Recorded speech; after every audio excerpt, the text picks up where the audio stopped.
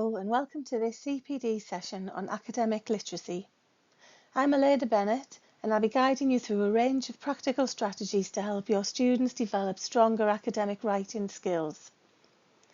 Today we'll explore what academic literacy means in your classroom, some common barriers learners face and simple evidence-based tools you can use to support them.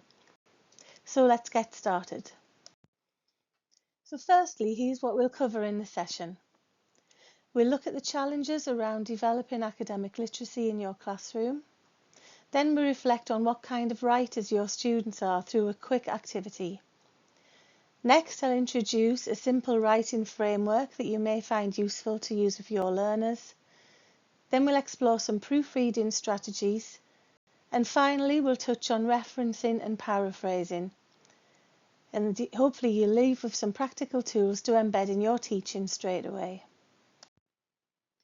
During the live session, we considered some of the main challenges learners face when it comes to academic writing. Pulling together these responses, some of the recurring themes included spelling, grammar and punctuation, referencing, and the confidence in structuring formal writing. So these insights are useful to know how we can shape the support for our students. Now we've considered some of the main challenges, we'll have a think about why it is important to develop learners' academic literacy skills. So firstly, academic writing helps students produce clear, structured and professional documents. And strong writing skills improve students' ability to research, evaluate sources and present arguments logically. Many students will progress to university, apprenticeships or further training, where academic writing is essential. Understanding referencing and plagiarism protects students from unintentional academic misconduct and helps build credibility in supporting arguments with evidence. Confident writers perform better in assessments, interviews and workplace communication.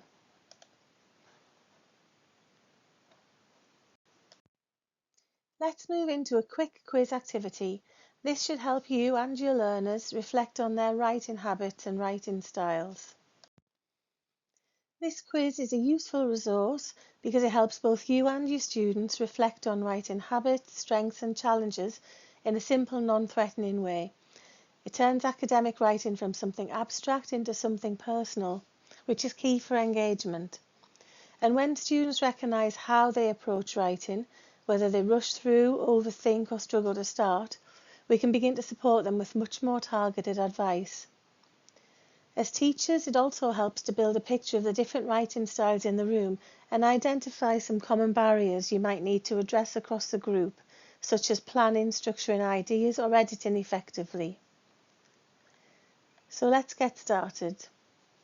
So for each of these questions, you need to just make a note of whether you would choose A, B, C or D.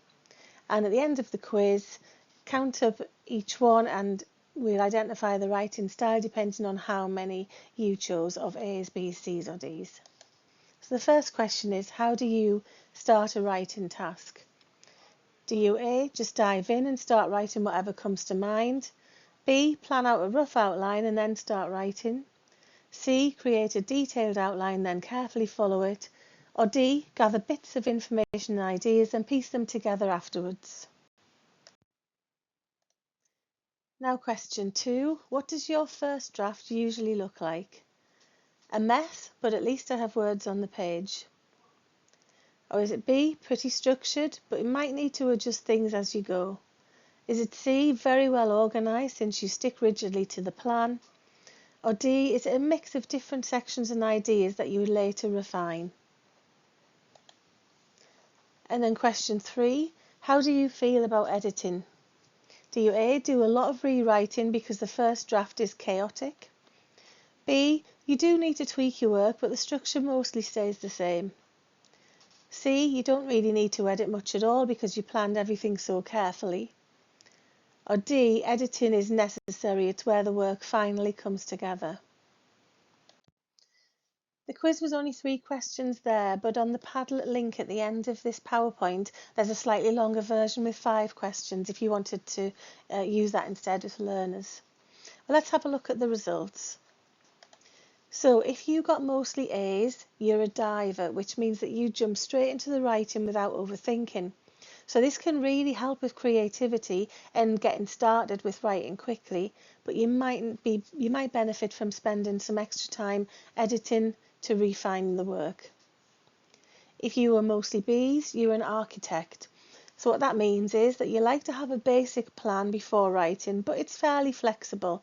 So it helps you stay organised while still allowing for creativity. So a point for development really is just keep refining the structure to make your writing even stronger.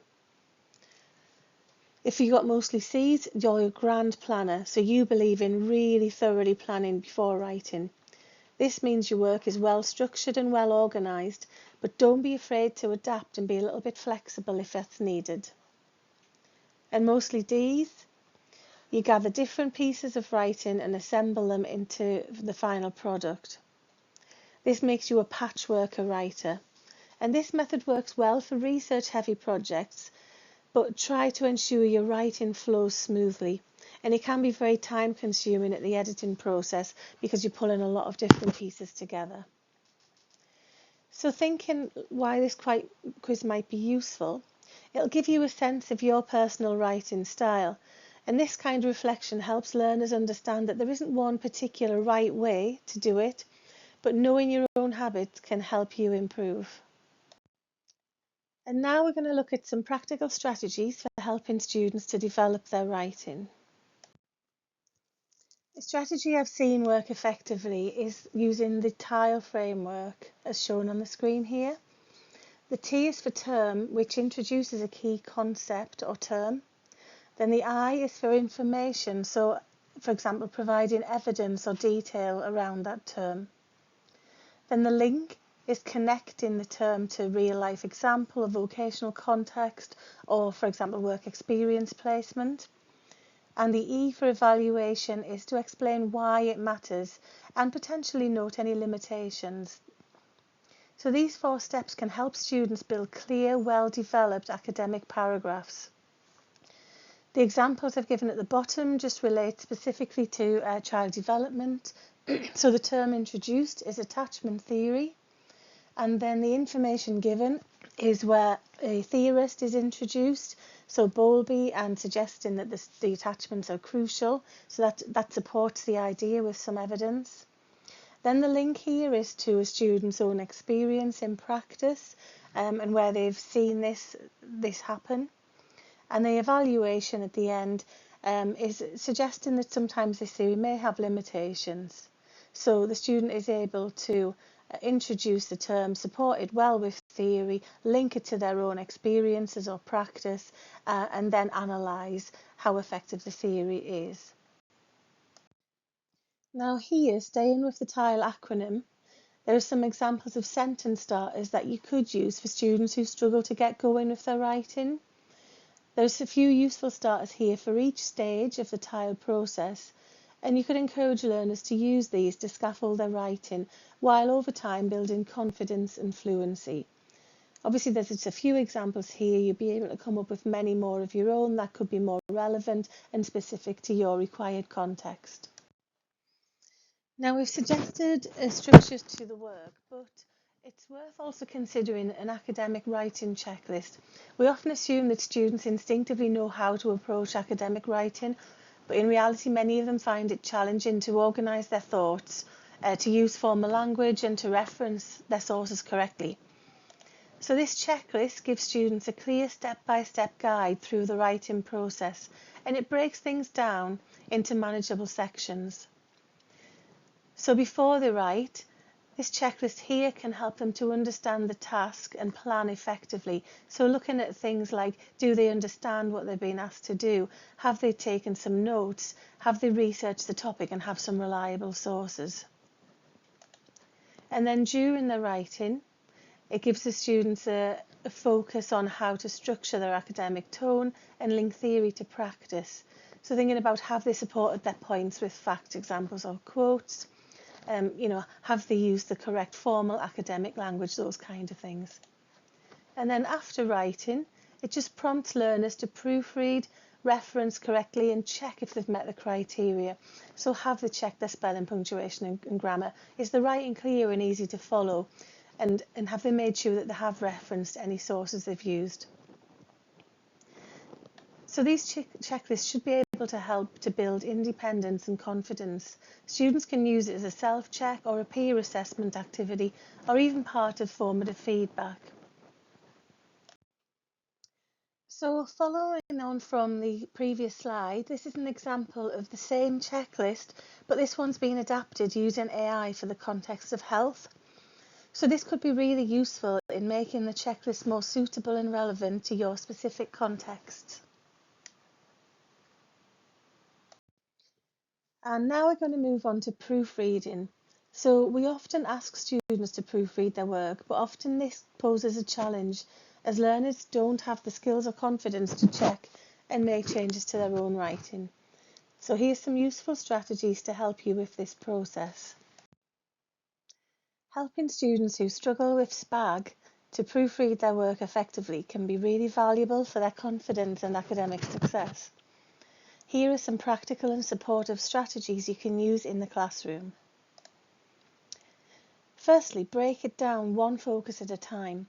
So focus on one area per read-through. For example, the first read-through students would check for spelling, second read-through focus on punctuation, and the third read-through would look at grammar and sentence structure. You could also provide learners with a simple checklist. This is an example here where learners would check for things like capital letters at the start of sentences, full stops at the end, spelling's being checked, and consistent tense. You could use technology tools, for example, spelling and grammar checks if students are word processing work and it's not a formal assessment. Just gets them used to seeing and highlighting some of the maybe the common errors that are reoccurring. Also worth encouraging reading aloud or using an immersive reader. Often students can catch any awkward phrasing, missing words or incorrect punctuation by actually hearing their work out loud. Also reading to a partner could be helpful in this situation. Just students getting used to listening to their writing and spotting errors by hearing them can really help if they're unsure. You could encourage peer review of work, but again, make it less overwhelming and more structured with templates. For example, asking students to underline one spelling error that they find in the peer's work, or circle one sentence that they find unclear. And keep this supportive and specific to avoid overwhelming learners. So this activity is one that we did on Padlet during the live session. It's something that is useful for you to do with your learners, where they will take an extract of text and analyse it for SPAG errors. So this example here, the students would highlight spelling errors in yellow, punctuation in green, and grammatical errors in blue. And it reduces the overwhelming nature of the activity by splitting it into the three different elements. And it's nice to do as a collaborative activity as a class, where you could lead it and students become a little bit more familiar with spotting some of the errors, and it makes it more fun and more of a low stakes activity. It's easy to create some articles like this. You can just input something into AI and ask it to create some SPAG errors for students to analyse. But it's a very nice way of students becoming used to looking for the errors in their own work. So we're going to move on now to referencing. And referencing is one of the most common areas of confusion. And bear in mind, it's more than just a technical requirement, it is a fundamental part of academic communication. By using starter quizzes, we could give students regular, low-stakes practice in recognising different source types, applying citation rules, and understanding what plagiarism looks like. So these quizzes can also reinforce critical thinking. Students learn to evaluate where information comes from and how to use it responsibly in their own writing. Over time, this helps them to become more confident and independent researchers who can engage with academic texts accurately and ethically. So this quiz on the left asks students to determine which of these examples needs a reference. You can use this with students to start conversations about academic integrity and plagiarism. On the right-hand side, this activity requires students to correct the referencing errors, so it helps them apply the Harvard referencing style in context. And again, modelling these correction processes can help build confidence with learners. And finally, we're going to have a look at paraphrasing. Paraphrasing is more than just changing a few words. It's really important in developing both comprehension and originality in learner work, and also helps learners to make their work more concise, avoiding unnecessary detail and repetition. So when students practice paraphrasing, they're learning to understand information, not just copy it. They have to process the meaning, then explain it in their own words, which strengthens comprehension and builds confidence in handling complex texts. It also helps them to avoid plagiarism by showing them how to use evidence properly and ethically in their writing. Over time, regular paraphrasing activities improve vocabulary, sentence structure, and the ability to write clearly and concisely.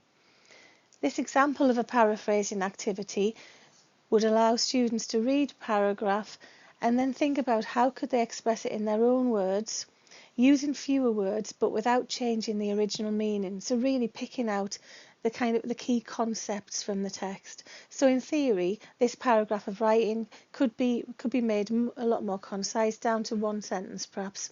So it's quite a good challenge for students, and they do enjoy seeing who can reduce it to the fewest words. So you can see it does help with if they're faced with reading academic articles or even websites, to pick out the key elements that they need and condense it into something that works for them in their assignments.